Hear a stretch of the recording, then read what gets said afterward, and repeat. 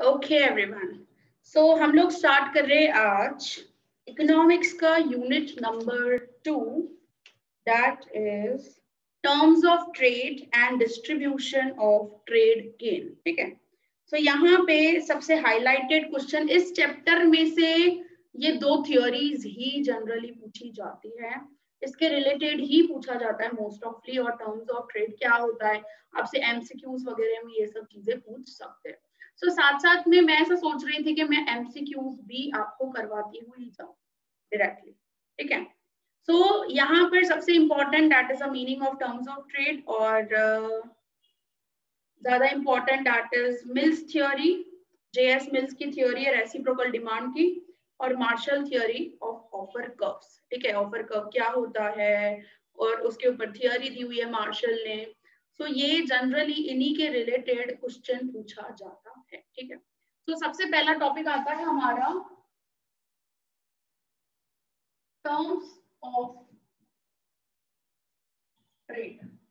यहाँ पे terms of trade मतलब कोई ऐसा नहीं है कि कोई कंडीशंस, कोई पॉलिसीज या कोई ऐसे टर्म्स होते हो। यहाँ पे टर्म्स ऑफ ट्रेड, यहाँ पे इंटरनेशनल ट्रेड के बारे में बात की जा रही है, राइट?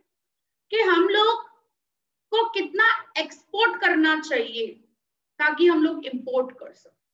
ठीक है, तो ये बैलेंसिंग करने के लिए यहाँ पर जनरली टर्म्स ऑफ ट्रेड हम लोग फाइंड आउट करते हैं। इसकी फॉर्मूला आपको दी गई है, that is price index of exports.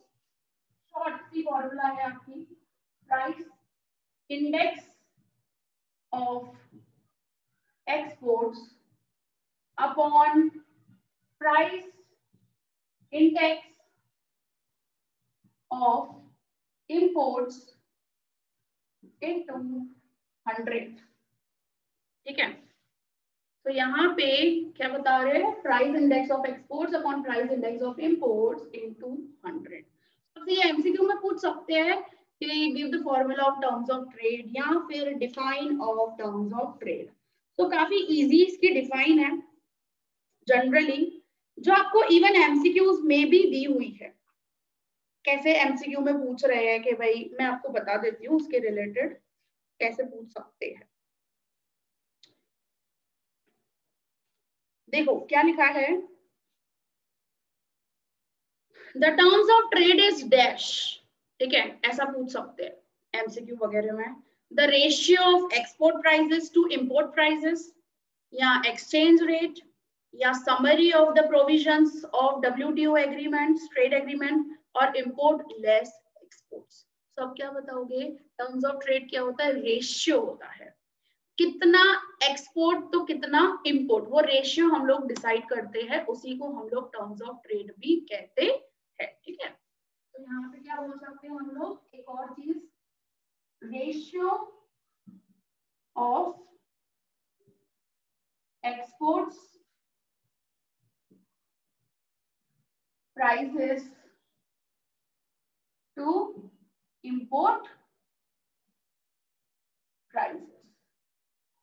ठीक है, तो ये देख रहे हो ना आप, रेशियो ही आ रहा है, कितना रेशियो, इंपोर्ट्स कितना किया, एक्सपोर्ट्स कितना किया, उसको रेशियो के फॉर्म में हम लोग लेकर आए, जिसको हम लोग टर्म्स ऑफ ट्रेड बोलते हैं, और इसको हम लोग इनटू करते हैं 100 से, राइट? सो 100 से क्यों, क्योंकि यू नो बेस ईयर यहाँ पे कंसिडर किया जाता है कि बेस ईयर फॉर एग्जांपल 100 है, तो उसके बेसिस पे हम लोग आगे देखते कि भाई बड़ा टर्म्स ऑफ ट्रेड या फिर कम हुआ। देखो अगर टर्म्स ऑफ ट्रेड अच्छा होगा, 100 से ज्यादा होगा, तो क्या माना जाएगा कि सीधी सी बात है एक्सपोर्ट्स कंट्री का ज्यादा है, इंपोर्ट्स कम है। लेकिन अगर वो 100 से भी कम आता है अगर टर्म्स ऑफ ट्रेड, तो क्या कहा जाता है, सीधा इंपोर्ट्स ज्यादा है, एक्सपोर्ट्स कम है।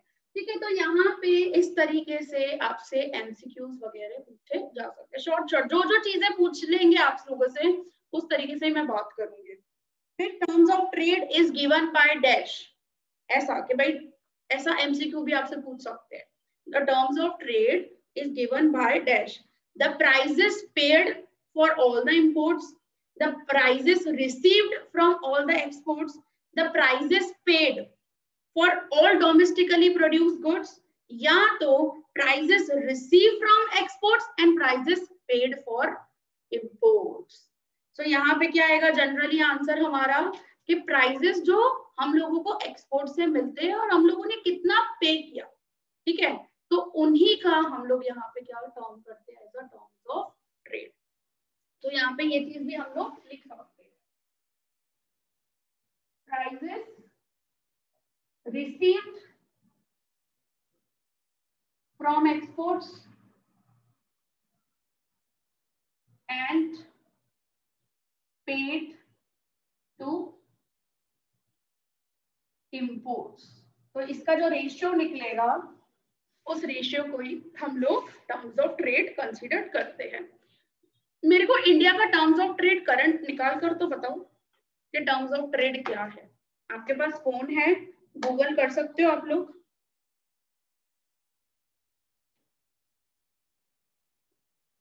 जल्दी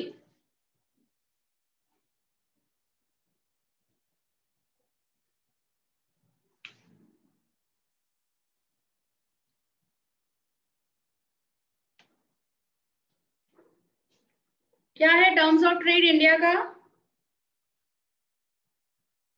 लेस देन 100 75.49 75.49 मतलब लेस देन 100 है, राइट। तो इसका मतलब क्या हुआ कि इंडिया में हमारे पास फॉरेन रिजर्व्स कम, इंपोर्ट्स ज्यादा हो रहे हैं। फॉरेन रिजर्व्स कम आ रहे हैं मतलब एक्सपोर्ट्स कम हो रहे हैं, इंपोर्ट्स ज्यादा हो रहे हैं। अगर 100 से ज्यादा होता है तो क्या माना जाएगा? एक्सपोर्ट्स ज्यादा, उनको अर्निंग्स ज्यादा हो रही है फॉरेन ट्रेड से, और इनकम ज्यादा हो रही है और पे वो लोग कम कर रहे हैं अगर 100 से ज्यादा हुआ तो ये फॉर्मूला ध्यान रखना। हाँ, प्राइस इंडेक्स, इंडेक्सेशन किया जाता है, आप you know about that, indexation करना। So price index of exports divided by price index of imports into 100। ये कंपैरिजंस वगैरह करने के लिए कि कितना ज्यादा चेंज आया या क्या, और इसको 100 के सामने ले आ पाए हम लोग, ठीक है। तो यहाँ पे कन्वीनियंट टर्म्स ऑफ ट्रेड भी होता है, एडवर्स टर्म्स ऑफ ट्रेड भी होता है और बैलेंस टर्म्स ऑफ ट्रेड भी होता है। बैलेंस्ड यू नो कि भाई जितना आया उतना ही गया, ठीक है, दैट इज बैलेंस। मतलब पूरा 100 हो गया, मतलब ऊपर और नीचे क्या होगा, दोनों सेम होगा तो ही बैलेंस हो पाएगा ना। कन्वीनियंट कब होगा? जब ऊपर वाली अमाउंट ज्यादा होगी नीचे वाले अमाउंट से, तो convenient terms of trade simply. और अगर फॉर एग्जाम्पल यहाँ पर क्या बोला है, adverse terms of trade, 3 terms of trade है। अगर इंपोर्ट्स ज्यादा एक्सपोर्ट्स कम तो वो क्या हो जाएगा, adverse terms of trade. So simple, ठीक है। तो ये एक बेसिक सा आपको टर्म्स ऑफ ट्रेड बताया है कि टर्म्स ऑफ ट्रेड रिफर्स, तो ये रेशियो के हिसाब से पता चलता है कि एक कंट्री कितना दे रही है तो दूसरी कंट्री कितना ले रही है, समझे। तो इस तरीके से वो लोग टर्म्स ऑफ ट्रेड यहाँ पे डिस्क्राइब करते हैं, और हम लोग इसको थोड़ा सा थ्योरेटिकल वे में भी पढ़ेंगे क्योंकि बहुत बहुत अच्छी और बहुत इजी थ्योरी इसके ऊपर दी गई है आप लोगों को। मार्शल की हो या फिर मिल्स की हो, दोनों ही काफी इजी है। तो और आपसे ऑफ कोर्स जेएस मिल के बारे में तो पूछेंगे ही पूछेंगे, एमसीक्यू में आता ही आता है वो तो, ठीक है। और व्हाट इज ऑफर का वो भी हम आगे पढ़ेंगे, बट शुरुआत terms of trade. So terms of trade यहाँ पे एक और मीनिंग भी दी हुई है कि the terms of trade refers to the rate at which the goods of one country exchange for the goods of another country. So it is measured of the purchasing power of exports of a country in terms of its imports. So सामने वाली country कितना exports कर रही है और हमारी country कितना, हम लोग, क्योंकि यहाँ पे ऐसा माना जाता है कि 2 कंट्रीज है। अगेन वो रिकार्डो में हम लोग पढ़ते हुए ना, 2 कंट्रीज है, 2 प्रोडक्ट्स है, डिमांड कांस्टेंट है, ऐसे सब थियोरी में आएगा। और फिर टर्म्स ऑफ ट्रेड क्या, कि अगर वो एक, क्योंकि एक्सचेंज तो करना है, ट्रेडिंग तो करनी है, लेकिन कैसे करेंगे, कितना क्वांटिटी करेंगे। अगर वो 1 जूट दे रहा है तो सामने वो आयरन कितना देगा, 2 कंट्रीज के बीच में अगर ये चीज हुई तो वो टर्म्स ऑफ ट्रेड के अकॉर्डिंग हम लोगों को पता चल सकता। देखो नेक्स्ट मैं सीधा आ जाती हूँ, मैं सीधा जंप करती हूँ जो बहुत ज्यादा इंपॉर्टेंट है, that is Mill's theory. Mills theory of reciprocal demand, ये 2 बहुत है 6 क्वेश्चन इस चैप्टर के अंदर मोस्टली, और ये 2 थियोरी में से तो मतलब अगर इवन ऑफलाइन एग्जाम भी देनी हो ना तो ये 2 थियोरी में से तो एक थियोरी आएगी ही आएगी पक्का। सो हम लोग स्टार्ट करते हैं सीधा mills theory of reciprocal demand. ठीक है, रेसिप्रोकल डिमांड का मतलब क्या होता है? जनरली डिमांड आपको पता है कि हमारे देश में कितनी डिमांड है, राइट? लेकिन हमारे देश में दूसरे कंट्री के गुड्स की कितनी डिमांड है, उसको हम लोग बोलते हैं रेसिप्रोकल। फिर से मैं रिपीट कर रही हूँ कि भाई दूसरे कंट्री में ये चीज बन रही है, उसकी डिमांड हमारे कंट्री में, सो वो क्या हो जाता है? Reciprocal demand. हमारे गुड्स की हमारे कंट्री में डिमांड तो नॉर्मल, उसको हम लोग डिमांड कंसीडर करते हैं, लेकिन रेसिप्रोकल डिमांड का मतलब क्या होता है कि दूसरे कंट्री के गुड की हमारे इंडिया में कितनी डिमांड है, that can be called as a reciprocal demand. ठीक है, अब यहाँ पर मिल जेएस मिल, यहाँ पे जनरली इसको क्या बोला जाता है? जेएस मिल। तो इसका पूरा नाम है John Stuart Mill. John Stuart Mill.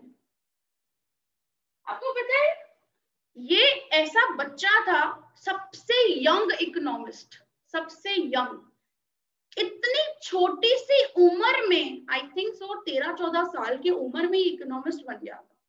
मतलब आप सोचो कि इसका लेवल, मतलब इतना छोटा था तब इसने ये थ्योरी दी है, मतलब कितना समझदार, उसका माइंडसेट कितना जोरदार होगा, इतनी छोटी उम्र में वो इकोनॉमिस्ट बन गया, सबसे youngest economist, John Stuart Mill. तो यहाँ पर उसने रिकार्डो थियरी को ही कंसीडर कर कि रिकार्डो में हम लोगों ने नहीं देखा कि कॉस्ट रेशियो हम लोग निकालते थे रिकार्डो वाली थियरी में, कि किस कंट्री का कॉस्ट कैसा आएगा, उसके बेसिस पे 2 कंट्रीज आपस में एक्सचेंज करेगी। सो जिस कंट्री को सस्ता पड़ेगा, सीधी सी बात है, फायदा ज्यादा होगा, सस्ता पड़ेगा, तो वो गुड्स उस तरीके से एक्सचेंज करेंगे और अपने कंट्री में जो चीज सस्ती पड़ेगी वो बनाएंगे और जो चीज महंगी पड़ेगी वो बाहर से हम लोग मंगवाएंगे। तो एक बेसिक सा रिकार्डो में बताया था, लेकिन डिमांड फैक्टर को नहीं बताया था रिकार्डो वाली थ्योरी में। डिमांड फैक्टर क्या था? मिस था, क्योंकि किस कंट्री में कितनी डिमांड है, मेन इंपॉर्टेंट फैक्टर तो वो है ना कि सामने वाली, अब हम लोग ऐसे ही तो एक्सचेंज नहीं कर सकते, सामने वाली कंट्री में पर्टिकुलर डिमांड भी तो होनी चाहिए ना उस चीज की। अगर डिमांड ही नहीं होगी तो हम लोग बेचेंगे कैसे, उसको एक्सपोर्ट्स कैसे करेंगे? या मैं अगर किसी कंट्री के प्रोडक्ट रिलेटेड डिमांड करूंगी तो इस चीज के ऊपर बात आगे बढ़ेगी ना। तो यहाँ पर इसी वजह से मिल्स ने अपनी थ्योरी में डिमांड फैक्टर को क्या किया हुआ है? हाईलाइट किया हुआ है इसको। तभी आप थ्योरी का नाम देखो कि mills theory of reciprocal demand, इस तरीके से नाम बता रहे हैं ना। तो रिकार्डो वाली थ्योरी में ही, सेम रिकार्डो वाली थ्योरी, उसके अंदर एक एलिमेंट घुसाया, डिमांड। समझे कि भाई डिमांड कैसा है, एक्सपोर्ट्स का डिमांड, इंपोर्ट्स का डिमांड कैसा है, उस चीज को घुसाया और एक यूनिक थ्योरी उसने क्या की? डेवलप की। ठीक है, तो ये एक मेन इसका बेसिक सा इंट्रोडक्शन है जेएस मिल का। और इसमें लिखा है ना प्रीकॉशियस चाइल्ड था वो, बहुत छोटी सी उम्र में ही वो इकोनॉमिस्ट ऑथर बना। हाँ देखो इधर एज भी लिखा हुआ है, आपसे एमसीक्यू में पूछ सकते हैं कि भाई जेएस मिल कौन सी एज में ऑथर बन गया था, इकोनॉमिस्ट बन गया था भाई, उसने लिखना ऑथर ऑफ इकोनॉमिक्स बन गया था भाई। तो 13 की उम्र में ही वो क्या हो गया था? ऑथर बन गया था।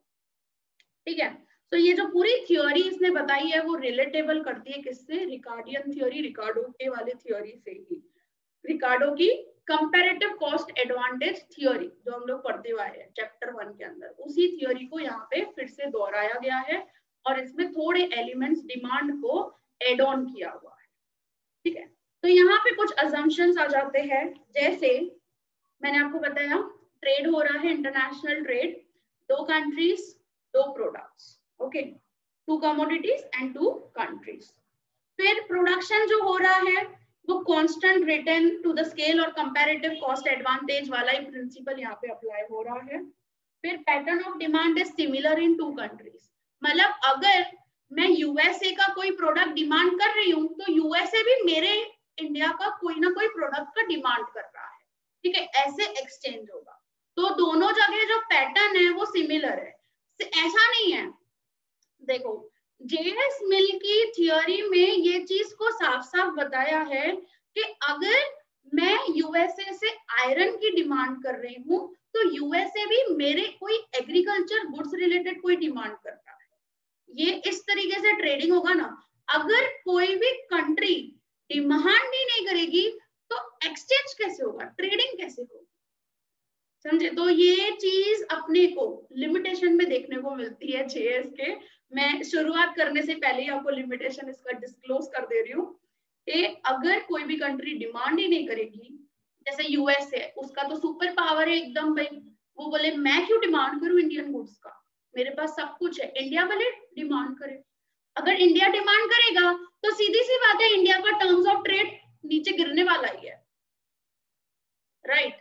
सो ये टर्म्स ऑफ ट्रेड वगैरह भी हम लोगों को मैनेज करना पड़ता है। जैसे आप लोगों ने देखा कि इंडिया का टर्म्स ऑफ ट्रेड 75.49 है, डाउन ही है ना, तो इंडिया डिमांड करता है इस चीज से, तो टर्म्स ऑफ ट्रेड को भी मेंटेन करना पड़ता है उस चीज के अकॉर्डिंग। तो अगर कोई कंट्री अगर डिमांड ही नहीं करेगी ना तो ये थ्योरी तो एप्लीकेबल ही नहीं होगी उस सिचुएशन। अब दोनों कंट्रीज का डिमांड पैटर्न सेम होना चाहिए। अगर मैं कुछ डिमांड कर रही हूँ यूएसए से तो यूएसए भी इंडिया से कुछ डिमांड करना चाहिए, ऐसा होना चाहिए। This is assumption, okay. फिर क्या बताया है, परफेक्टली कॉम्पिटिटिव कंडीशंस है मार्केट की, एकदम फुल्ली परफेक्टली कॉम्पिटिटिव गुड्स वगैरह जो भी है वो सेम तरीके के ही है जनरली मार्केट के अंदर।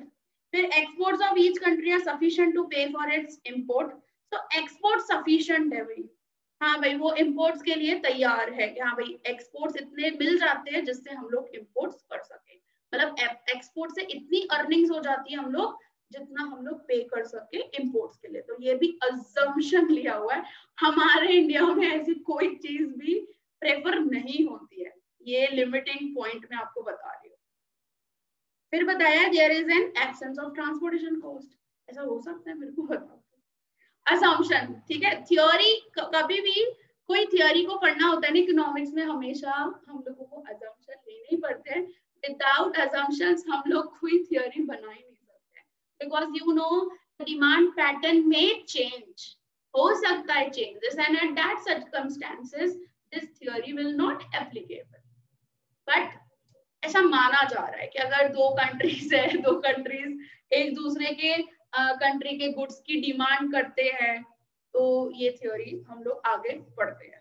चलो, तो यहाँ पे मिल्स यही एक्सप्रेस करना चाहता है कि द एक्चुअल रेशियो, ऐसा कौन सा रेशियो होगा जिस पे एक कंट्री दूसरे कंट्री की डिमांड करेगी, एक लिमिट तो आएगी ना, ऐसा तो नहीं है कि डिमांड करती जाएगी, एक लिमिट आएगा, एक पॉइंट आएगा, ठीक है, कि हाँ भाई एक लिमिट तक वो चीज को मांगेगा, राइट, बिकॉज उसको खुद के कंट्री का भी टर्म्स ऑफ ट्रेड देखना है और हमको हमारे कंट्री का भी टर्म्स ऑफ ट्रेड देखना है।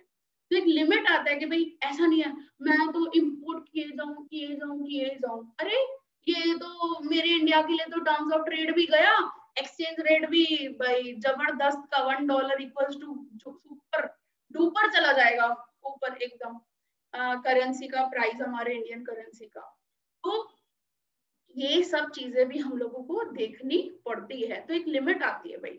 तो ऐसे कौन से रेशियो पे अगर मुझे यूएसए, मतलब उसकी सिचुएशंस देखेंगे कि वहां पे प्रोडक्शन पैटर्न कैसा है यूएसए में और इंडिया में प्रोडक्शन पैटर्न कैसा, वो देखकर फिर हम लोग एक पर्टिकुलर रेशियो डिसाइड करेंगे, राइट, कि अगर इंडिया एक्सपोर्ट कर रही है, इंडिया एक्सपोर्ट नहीं कर सकती, इंडिया इंपोर्ट ही समझो इंडिया अगर एक जूट देगी तो सामने से वो कितना आयरन लेगी, कौन से रेशियो पे लेगी, तो वो रेशियो हम लोगों को यहाँ पे सेट करना पड़ता है, क्योंकि डिमांड कैसी है 2 कंट्रीज की उसके बेसिस पे और प्रोडक्शन कैसा है।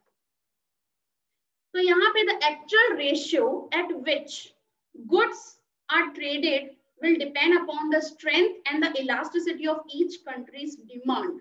कि भाई किस कंट्री में कैसी डिमांड है उसके बेसिस पे डिपेंड करता है वो ratio for other countries product. मैंने आपको बताया ना, हमारे कंट्री की, हमारे इंडिया की demand for USA product, that can be called as a reciprocal demand.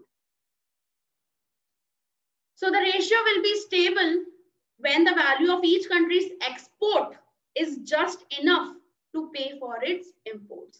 So जितना मेरे पास exports, भाई मेरे पास जितना पैसा होगा मैं उतने में से ही import कर सकूंगी ना, सीधी सी बात है. तो एक लिमिट आ जाएगी.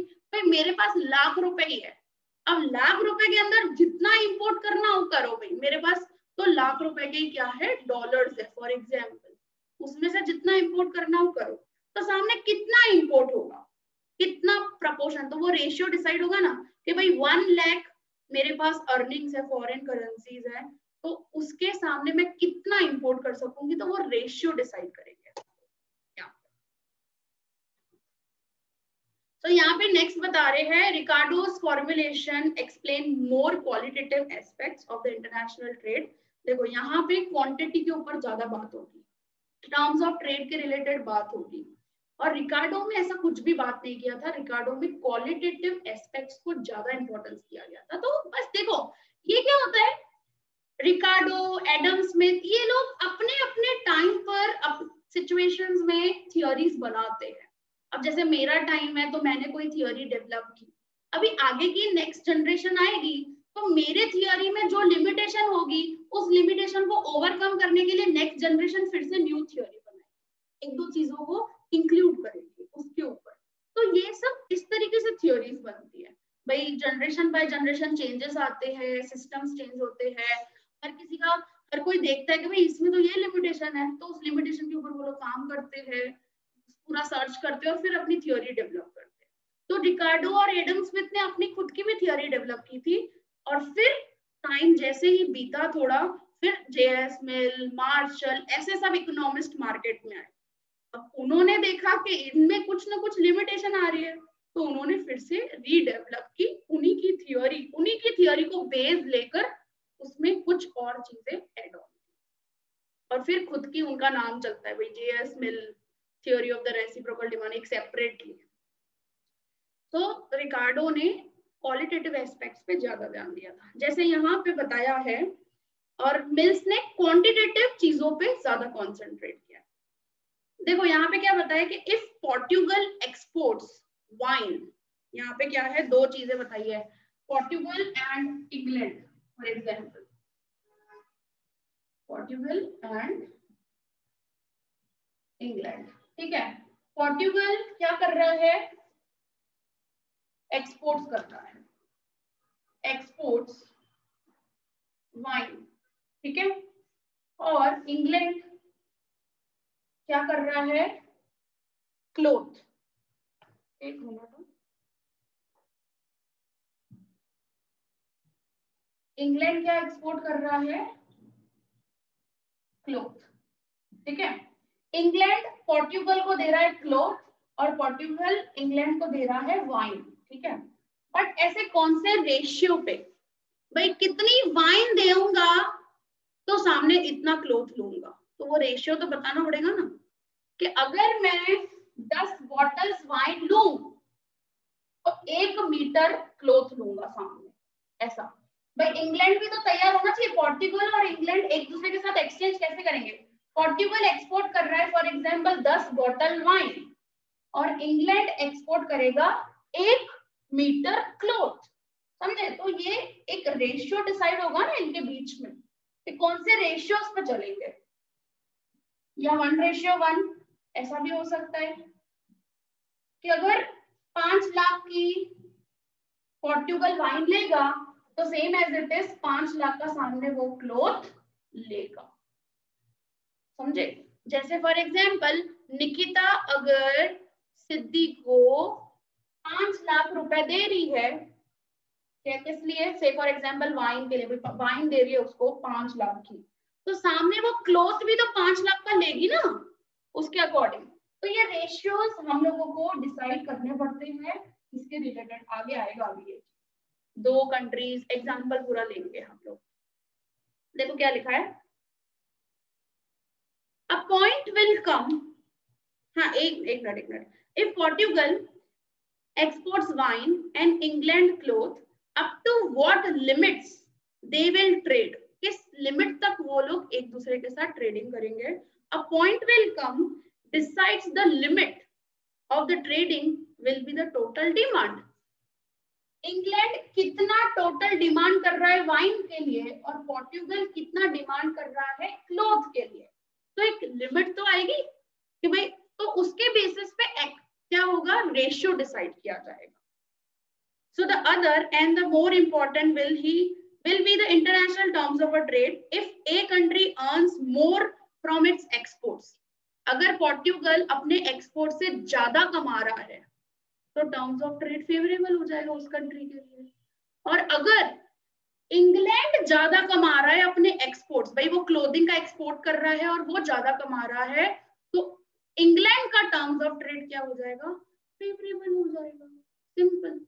सो कौन सी कंट्री कितना कमा रही है वो भी तो देखना पड़ेगा ना। इंग्लैंड खुद का देखेगा, पोर्टुगल खुद का देखेगा। नुकसान करके, खुद को नुकसान करके सामने थोड़ी एक्सपोर्ट करेगा वो, यही चीज आएगी ना। अगर एक्सपोर्ट के प्राइसेस अच्छे उसको मिलेंगे तो वो एक्सपोर्ट करेगा, अगर उसको अच्छे प्राइसेस नहीं मिलेंगे वाइन के तो वो इंग्लैंड को क्यों एक्सपोर्ट करे, क्योंकि फायदा खुद का तो देखेंगे। बिकॉज इकोनॉमिक्स यही चीज पे चलता है, बेनिफिट्स ज्यादा होने चाहिए, बेनिफिट्स ज्यादा होंगे तो ही ट्रेडिंग होगी, अदरवाइज नहीं होगी। क्योंकि ट्रेडिंग इज एन एक्टिविटी जो कंसीडरेशन पे डिपेंड करती है, something in exchange of something. भाई अगर मैं कुछ दूंगी तो कुछ सामने से लूंगी भी तो सही ना। अगर पोर्टुगल वाइन देगा तो सामने से उसको बेनिफिट भी तो मिलना चाहिए ना उससे। और same as it is for the case of England, England अगर क्लोथ देगा तो उसको फायदा भी तो होना चाहिए उस चीज से, नुकसान में तो नहीं जाएगा वो। तो ट्रेडिंग करेंगे एक दूसरे के साथ दोनों। सो क्या लिखा है, if a country earns more from its exports, so it can import more from the other country. So to earn more from exports, either the prices should go up. अब exports कब ज्यादा हो सकते हैं, कैसे ज्यादा हो सकते हैं, या तो प्रोडक्ट्स का प्राइस हाई होगा तो एक्सपोर्ट्स बढ़ सकते हैं, या तो प्रोडक्ट्स का क्वांटिटी ज्यादा होगा। दो चीजों में से एक चीज हो सकती है, दोनों चीजें साथ में नहीं होगी।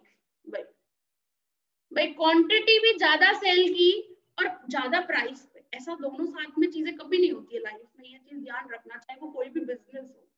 दोनों चीजें एक हो सकती है, या तो प्राइस हाई करो तो आपके एक्सपोर्ट अर्निंग्स अच्छे होंगे, या तो क्वांटिटी थोड़ा सस्ते में बेचो लेकिन क्वांटिटी ज्यादा बेचो तो आपके एक्सपोर्ट्स ज्यादा हो सकते हैं। ठीक है, तो ये दो सिचुएशंस यहाँ पे आ जाती है। और कंट्री जितना एक्सपोर्ट करेगी, अभी जैसे पोर्टुगल अगर एक्सपोर्ट कर रही है और इसको 5 लाख रुपए मिल रहे हैं, पोर्टुगल को एक्सपोर्ट से वाइन अगर वो बेच रही है तो 5 लाख उसको मिले, तो इन 5 लाखों का ही वो क्या कर सकती है, इंपोर्ट कर सकती है दूसरे कंट्री से। या तो अगर इसका एक्सपोर्ट बढ़ गया फॉर एग्जाम्पल, तो अभी 10 लाख तक वो इंपोर्ट कर सकती है दूसरे कंट्री से। यही होगा ना, इसी तरीके से तो चीज होगी सिमिलरली। ठीक है, आ रहा है समझ में, यस और नो?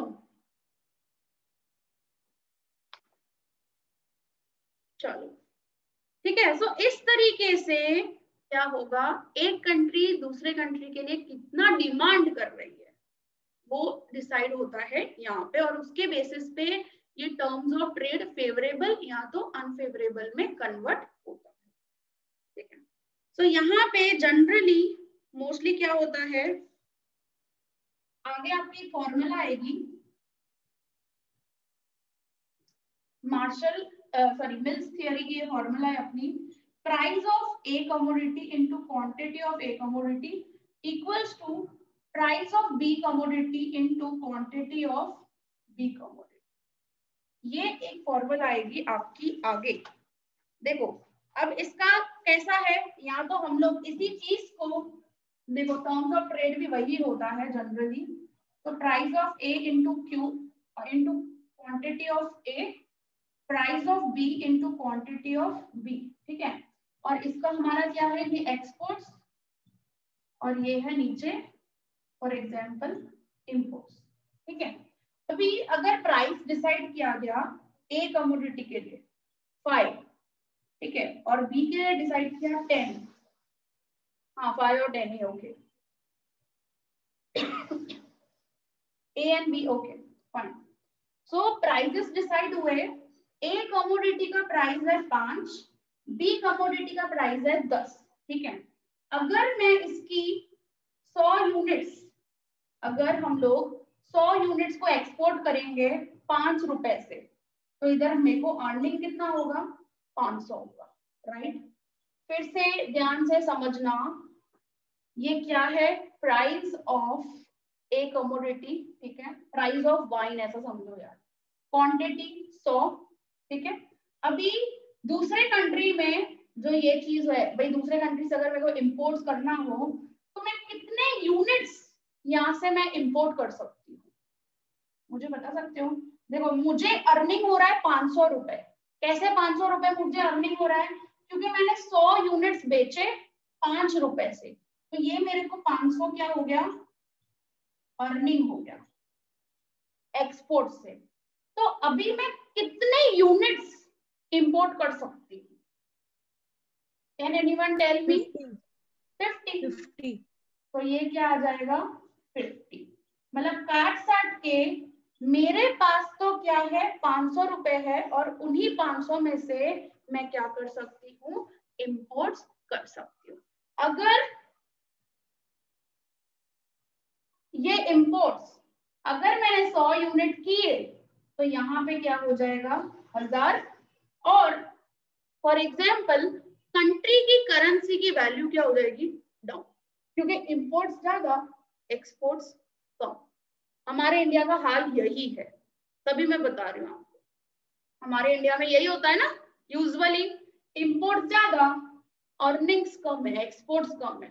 तो हम लोगों को अपनी जेब में से निकाल कर सामने वाली कंट्री को पैसा देना पड़ता है, मतलब हम लोग डॉलर की ज्यादा डिमांड करते हैं इस वजह से। इसी वजह से हमारा 1 US डॉलर इक्वल्स टू 73 चल रहा है अभी। ये वाली सिचुएशन एक्चुअली हमारे इंडिया के केस में है, इंडिया की रियल सिचुएशन में बताऊं।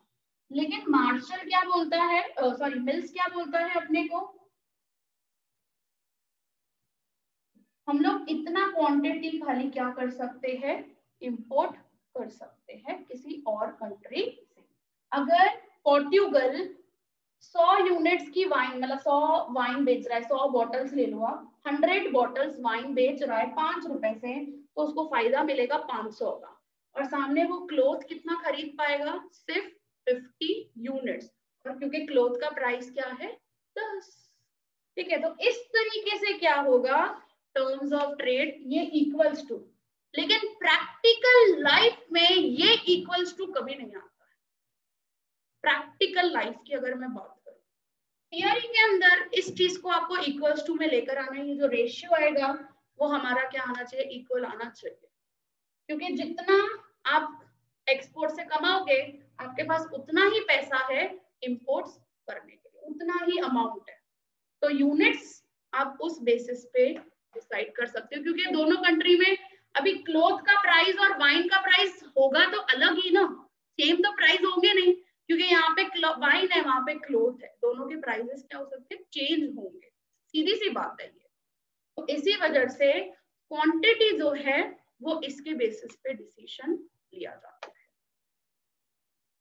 तो ये मेन कंसेप्ट है जेएस मिल का मोस्टली, बट ये इक्वल्स टू मैंने जो आपको बताया ना, this is one of the drawback of this theory. Ma'am yes yes ma'am, Nikita का वाईफाई नहीं चल रहा इसलिए वो आउट हो गई। अच्छा उसके ओके, वाईफाई आउट हाँ निकल गई। कोई उसका उस दिन भी इशू हो रहा था उसका कुछ, आई थिंक। हाँ मैम। ठीक है, कोई बात नहीं। बस I think 3 minutes are left. मेरे को बस ये कंसेप्ट समझाना है, ठीक है? समझ में आया हर किसी? मैम आप भी एमसीक्यूज की एग्जाम लो ना, हमको थोड़ा आइडिया मिल जाएगा। बट मैं आपको पहले कंसेप्ट तो समझाऊं, तो मैं आपसे एमसीक्यूज के एग्जाम्स ले सकती हूँ ना, ओके मैम। क्योंकि ओके मेरा मैम। कंसेप्ट ही बाकी है। मेरे कंसेप्ट ही ओके नहीं, मैम। हम लोग ने लेट स्टार्ट किया और एक वीक में मेरा तो इकोनॉमिक्स का एक ही लेक्चर होता है और मैनेजमेंट का एक लेक्चर हाँ। होता है। तो हमारा कोर्स तो कंप्लीट हो तो मैं उसके रिलेटेड लूं भी MCQs exam. Okay ma'am. Okay समझे? मैम। अभी जैसे ये समझा रही हूँ, तो ऐसा कुछ होगा ना तो मैं आप लोगों को क्वेश्चंस वगैरह भेज दूंगी या क्या। Okay ma'am.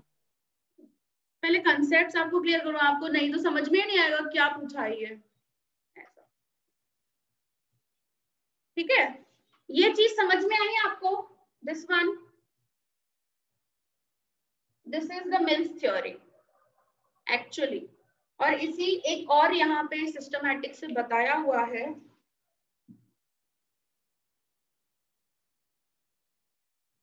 मैम जी जी जी। मैम ये जो टॉपिक 2 है, gain from trade and it's distribution, तो वो हम लोग पढ़े ऑफलाइन एग्जाम के लिए? ऑफलाइन एग्जाम के लिए नहीं, मत पढ़ो। मैंने बोला सही, सिर्फ 2 क्वेश्चन, मिल्स थियरी या मार्शल थियरी, उनमें से एक ना एक थियरी आएगी। क्योंकि इस चैप्टर के अंदर से उन्हीं 2 क्वेश्चंस को मोस्टली पूछा जाता है, और तो कोई टॉपिक ही नहीं है इतना ज्यादा। और गेन्स फ्रॉम, गेन्स मतलब क्या, मैंने आपको समझाया तो सही कंसेप्ट। अगर ये न्यूमरेटर ज्यादा होगा डिनोमिनेटर से, तो सीधी सी बात है ट्रेड करने से फायदा होगा ना अपने को। और क्या बताया है डिस्ट्रीब्यूशन, उसमें वही चीज बताइए, गेन्स। इतना वो इतना इंपॉर्टेंट नहीं है जितना ये 2 थ्योरीज इंपॉर्टेंट है, समझे? इस चैप्टर के अंदर से मार्शल थियरी और मिल्स थियरी, ये 2 थ्योरीज बस। फर्स्ट चैप्टर में से रिकार्डो, इनमें से ये 2 थियरी। चौथे में से वो परचेजिंग पावर पैरिटी वाली या डिटर्मिनेशन ऑफ एक्सचेंज रेट, और थर्ड में से प्रोडक्शन पॉलिसी। बट ऑफलाइन में तो एनी 2 चैप्टर्स भी आप अगर अच्छे से करके जाओगे, ये 2 थियरी करो, रिकार्डो की थियरी करो, दैट्स इट। क्योंकि 4 क्वेश्चन आएंगे, उनमें से एनी 2 करने हैं आपको वैसे भी। ठीक है, तो इसकी एक और टेबल बाकी है, तो वो हम लोग कंसीडर कर लेंगे नेक्स्ट लेक्चर में। और नेक्स्ट लेक्चर में ही मैं ऑफर कर्व्स और ये चैप्टर को खत्म करूंगी। Okay ma'am. ऑफर कर्व एक इम्पॉर्टेंट है काफी, इस चैप्टर में से काफी इम्पोर्टेंट है।